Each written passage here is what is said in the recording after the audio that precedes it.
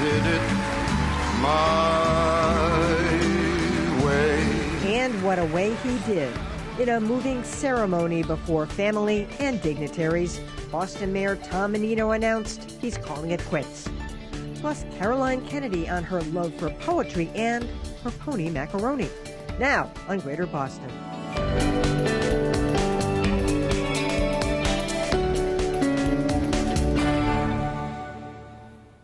Good evening, I'm Emily Rooney. By now you know Tom Menino will not seek a sixth term as mayor of Boston. It wasn't an easy decision, but, said the mayor this afternoon, his 20-year reign will come to an end.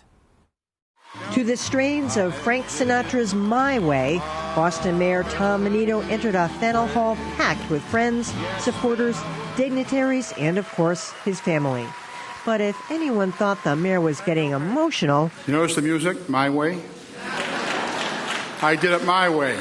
And he was clearly proud of that way. I never dreamed I would end up here. Mayor of Boston, doing its best years. Saying he felt the best he has in months, Menino admitted his recent health woes played a part in his decision. I'm back to a mayor schedule, but not a Menino schedule. It may not be the only way to lead Boston, but it's the only way for me. So, I'm here with the people I love. To tell the city I love that I will leave the job that I love. Menino promised to stay active in city life, but pledged that he would leave it to the voters to elect his successor. I have no plans to pick the person to fill this seat. I just ask that you choose someone who loves this city as much as I do. But he did offer this advice to whoever might want to follow in his footsteps. If you want to meet half the people in our city, all you do is go to their homes, their jobs, where they raise their families. And with that, he made a point of thanking his family, getting a hug from each one, most of them in tears. Of course, he also had one last parting shot. Just think of what I could do in 9 months. And I don't have to worry about anything. No voters or anything. I just, we're going to have some real fun. Thank you very much. Thank you. And with me now is our political reporter, Adam Riley, who was at Faneuil Hall. Well, they really pulled that thing together in a hurry, didn't they? Because the news just started breaking last night, and they had hundreds, maybe a couple. It was incredible. I mean, it was almost like watching, a king or head of state step down. It was huge. It was impressive. And for Menino, I mean, it must have been a terrific, he's going to be doing this 9-month exit tour. It must have been a really gratifying response to get from the public. You know, I heard him give a little bit of an interview. Actually, he gave it to somebody before the speech, and he said, I hope people basically don't come away thinking that the reason I'm not running again is because of my health. And a reporter pressed him and said, well, wouldn't they believe that? Right. Wouldn't they think that? What do you think? Well, I think he's kind of trying to have it both ways on this. He's saying on the one hand, I could do this job, but I couldn't do it as passionately and effectively and almost obsessively as I do. I can't do the 18-hour days that I like to do.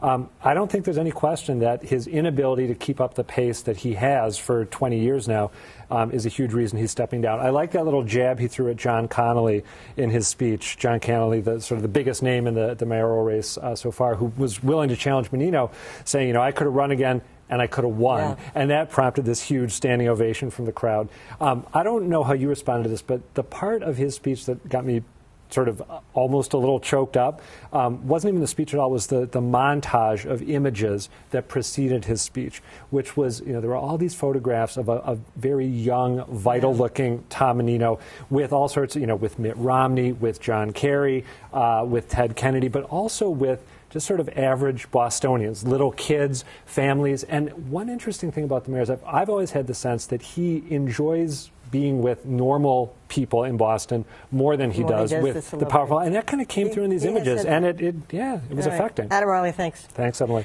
All right, well, you were just talking about images. Well, just think about where you were and what you were doing 20 years ago, or how about how old your children were. That gives you some perspective on how long Boston Mayor Tom Menino has held the city's top office. He, too, has seen his family grow and change, but it's the city he loves that's changed the most. You can probably count on one hand the Bostonians not sorry to see Boston Mayor Tom Menino go. Long-suffering developer Don Chaffaro might be one, and so might be one-time mayoral challengers Maura Hennigan and Michael Flaherty. But 20 years into office, the mayor's approval ratings are still sky high. Most people love him. And that's because he's been a champion of every neighborhood in the city. I love being in the neighborhoods. That's where the people are. Tom Menino has been tough on crime, bullish on development, and not afraid to buck authority, even calling out utilities like N-Star when he felt they failed. It shows poor service, poor customer service to the individuals who live in those neighborhoods of Boston. For a guy who grew up in the Reedville section of Hyde Park, he's had a common touch beyond the blue-collar neighborhood where he still lives, pulling for all the underdogs. I've never seen three happy individuals my whole life. And he was a fighter, taking on the city's unions. They want to eat on our dime. Telling Occupy Boston that time had come to get out. By midnight tonight. Telling Chick-fil-A there was no room for bigotry in Boston, and taking a stance when he thought it all made sense, like a casino in East Boston. I think it's going to be good for Boston. And he took it all in stride through his years-long health issues, from cancer to broken bones to diabetes. Tom Menino was never more proud than when the city of Boston hosted the 2004 Democratic National Convention. Who knew then it was just the start of 9 more years to follow? He's been our representative at the sides of those who cannot speak for themselves. Mattapan is strong, and we will not let them hide. And stood on the world stage as we said goodbye to some of our most beloved dignitaries. It's no wonder he can hardly imagine giving up mayor for life. So the idea of giving up is... Giving up is very, it's a question, but do you do it, don't you? I'd like to continue some of the work I've done. I'm not finished yet. There's some things that still have to be done in the city. Let's hope he still gets to do them.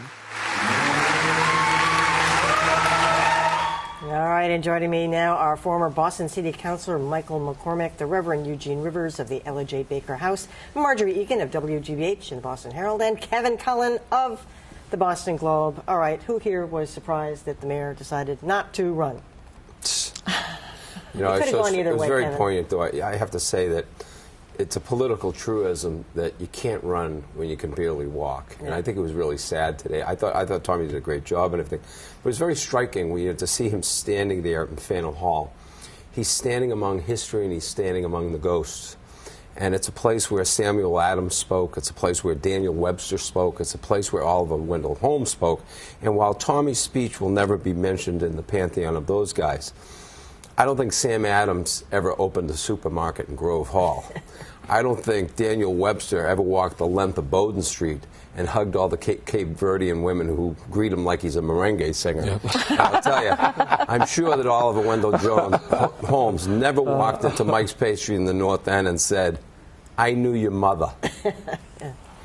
Well, I mean, Marjorie, you've written about Mayor Menino for decades. Well, we all have. We all had him. I mean, there's so many stories that come to mind. I mean, but when you think, what do you think his biggest legacy is for? Well, you know, you think about people, and I wrote this in the Herald today, you know, lots of us know what it's like to be underestimated. You know, people think he can't do the job. He's a guy that was underestimated through his whole career, and yet when you think about it, I mean, we've all been in Boston a long time. You know, when he became the mayor, the parks were nice in South Boston. They weren't really nice anyplace else. You know, a lot of the tough neighborhoods in Boston were a lot tougher and scarier than they are now. The whole city's changed, and he never tried to be what he was. And I heard a great story yesterday from a guy that I didn't know about, ran a speech improvement program. Menino, when he's first appointed or about to be appointed mayor, goes there and they say, we're going to help your speech thing. And a week goes by, 2 weeks goes by, 3 weeks go by. Menino never calls back. Angela apparently said, forget about it. My Tommy is a regular guy from Hyde Park. This is who he is. This is how he sounds.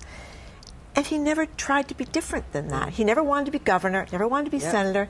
He wanted to be mayor. And how can you not like the guy? I mean, you got to like the guy, even though he had a bad temper and even though he ran the place like you couldn't step out of line, and it was a real strict, you had to show up if you were a city employee for all these political rallies and stuff. But he's a guy that overachieved. If Barney Frank grew up in Hyde Park.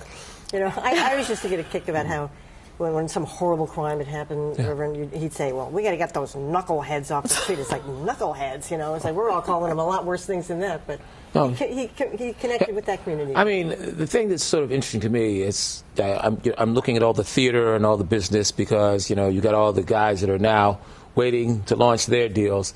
Here's an individual who actually deracialized law enforcement in a city that was terribly racially polarized. I mean, we had the Stewart thing, you got Willie Bennett, and all of that, and when crack hit the city and the place went crazy, Menino called all the cops and said, y'all have to tone this down. We can't be whooping heads in the strip search business with Flynn. He was, and what's really interesting is that my experience in 20 years with him, he really did not care for the big shots and the fancy people. I mean, at a visceral level, he had some sense of what they thought of him, and without verbalizing it a lot, he returned the compliment.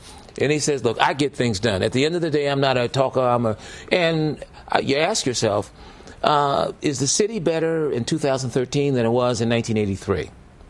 And he led through some extremely tough times. And the city's a great place, and we're in his debt. Michael McCord, you actually served on the council with him. 8 years. 8 years. I was there at the last 2 years of Kevin White, and then 10 years of Ray Flynn, and 8 with Tom. And he really has a PhD in political acuity. People say, well, he's not quite the brightest guy, or he doesn't have vision. Just the reverse is true. He's a very smart politician who gets it done. If you look at the South Boston waterfront, if you look at Dudley Square and the Ferdinand Building, as Reverend Rivers knows, Tom Menino gets it. He understood this city, and he's been a terrific mayor. Very good mayor. Excellent mayor. Well, one of our favorite parlor games here is, what's going to happen next? There's been so many names that have been tossed out. Reverend, you've got some theories about who's electable. There have been a series of conversations about this business, and we've got some very attractive young black people who are not ready to do this. Now, they may throw their hats in because it's just good for upping your brand and increasing your profile. But in terms of a real horse race, you're talking about like Tito Jackson, Ayanna Presley, Chang Diaz, Andrea Cabral. They're all very good people, but they're not the kind of people that are going to run this town. They don't have the chops, and so there's a lot of happy talk because liberals always have to check the box and say we got some good black people and they're all very beautiful, right? And all of that is true, but at the end of the day, for me. For black people in the black community, it's got to look at economic development long term. When 2/3 of the land in the city of Boston that can be developed is in Roxbury and Dorchester, I want a dude who can do the deal. I don't care what the gender is, but you've got to be able to negotiate with the BRA and cut some deals and then broker with the unions. So there's some real tough, no-nonsense issues, and I wouldn't send a rookie. All right, Kevin, who's not a rookie? Well, I mean, I think the more interesting thing is now that Tommy's out, all this money frees up. Yeah. I mean, the money was behind him. That's why when he says he could have run and win, I don't disagree with him. Even whatever his health issues were, where's that money going to go? Right. I don't think anybody knows right now, Reverend. That's right. Nobody knows where that money's going. But that will decide this race because nobody stands heads and shoulders above anybody. And I don't see a real populist person out there. I don't see somebody who can run against the money. So it's like anything we do in this business, Emily, follow the money. Where does the money that would have been behind Tommy, where does it go now? Does John Connolly have any kind of an edge because he was out there first? I think initially he did, but that edge is gone. There are there'll be 6 or 8 solid candidates. I agree with Kevin, money's important, but equally as important is organization. And Tom Menino's organization demonstrated with Elizabeth Warren, Barack Obama, Deval Patrick, boots on the ground. Right. The first call I would make after money is to Mike Kidevy, who ran the organization, because he gets it. And The organization for the mayor's organization, Mayor. the get out the vote, machine, the re-election, the machine is correct. And I'm not sure where they go. I don't think they'll fracture. I think the organization will stay together. But organization in a 7-month race, because the idea is to get to the final, to get in that top 2, and that's where you want to be in September. And that's the whole goal. The goal in the next 7 months is to finish in the top 2. Marjorie, do you think there are people we've never even heard of that might get in? Some business people, some young Well, everybody I've suggested, the Reverend over here has told me I don't know what I'm talking about. So, that eliminates about 6 or 7 people I was going to say. I don't know. I mean, who is? I mean, I was talking about the guy that's been a big critic of the Greg mayor. Selkoe. Greg Selkoe. I have no idea. He was at the comedy event, as Kevin pointed out, but maybe he's going to get into the whole thing. I mean, you do wonder in terms of the machine. I mean, it's a very effective machine. Whether that will go to a city councilor, whether it will go to a Mike Ross, or maybe it will go. Dan Conley is a Suffolk County District Attorney. He's got what, $800,000 in the $880,000. He's been just waiting to pull the He's been trigger. waiting. We were joking before. Stephen Lynch is a guy from South Boston. He is running for the United States Senate. I suppose he can't all of a sudden change. Why not? Well, I mean, he's. Well, Jim Browdy asked him to. Somebody in his campaign. He said, absolutely not. Yes, Very funny. absolutely not. So, but I don't know. Who's the business person? Who's the business person? And there will be somebody. You're going to have 6 or 7 city councilors, 2 state reps, a district attorney, a sheriff. You're going to have a business person, whether it's a man or a woman, is going to run. I have no idea who it is, but you can expect somebody will run. So what do you think the mayor is going to try to bulldoze? I mean, accomplish in the next 9 months? The one line that I really laughed at, talk about a whopper when he said, I'm not going to be involved in wasn't that funny? Was that a hoot? Yeah. I said, if you believe that, come on. I mean, Tommy might not be right out there saying this is who it should be mayor. He will be behind the scenes, absolutely. Because it is, as Mike says, his organization is in place. It's just as where does that organization go? So in effect, I think Tom Menino is the kingmaker, because if you want his organization, he better like you. Well, so who's this guy? That's the question. I don't know. Absolutely. If maybe it'll be Dan Conley. You keep the power base in Hyde Park, and Hyde Park becomes the new Southie of this millennium. Everybody I know who's connected lives in. How come you don't live in Hyde Park? I got my hood. I just do my hood. I rep my hood. There's a primary in April 25th. Isn't it a preliminary? It's not really a. No. I'm talking about the Senate, the race, Senate primary. Steve Lynch is counting on the unions. If they produce and they do very well for Steve Lynch, then Marty Walsh, who's a union person from Dorchester, can expect to inherit some of that goodwill. Let me say something about that. See, blacks and the other minorities don't have a Division I player they can put on the floor. They just don't have it. They've got a lot of talented kids that are rookies and young and ambitious, and they can get some press coverage by making a noise that they think. Maybe you should step in put and fill the breach. in that category? Well, no, she's an older version of the younger phenomena, right? I mean, good people. No, good people. These are all marvelous people, right? But the point is, the black community's got to play chess. The reality, you don't have the muscle, you don't have the money, you don't have the organization. You just don't have it, right? I mean, who do you align yourself with and broker a deal that just produces the benefits that you need? That's the only realistic thing to do. But what you're talking about, Rev, that absolutely changed and dilutes the big money, because this is a majority city now. Right. And maybe folks don't realize that they are the kingmakers in North Dorchester. That's what I'm thinking. Mattapan, people that might not have come out and voted in previous municipal elections, if they realize that they are the one that will make the decision, they're the kingmakers, they will absolutely cancel out that big money. See, that's that's what's very interesting, because the black community has to be shrewd enough to negotiate a deal, because by yourself you can't do it alone, right? You've got to develop a strategic alliance. I mean, it just tickles me. I think about Charles. Do any of you folk watch what's it, Boardwalk Empire? Anybody watch Boardwalk Empire? No. Well, okay, that's okay. The blacks have to negotiate a deal with South Boston and develop a strategic alliance, right? Charles Yancey. No. Yeah, Charles Yancey, I don't think so. No, All right. no. That is going to end this discussion for now. There will be many more just like this as the next few months continue. All right, and when we continue, Caroline Kennedy with her new book, Poems to Learn by Heart.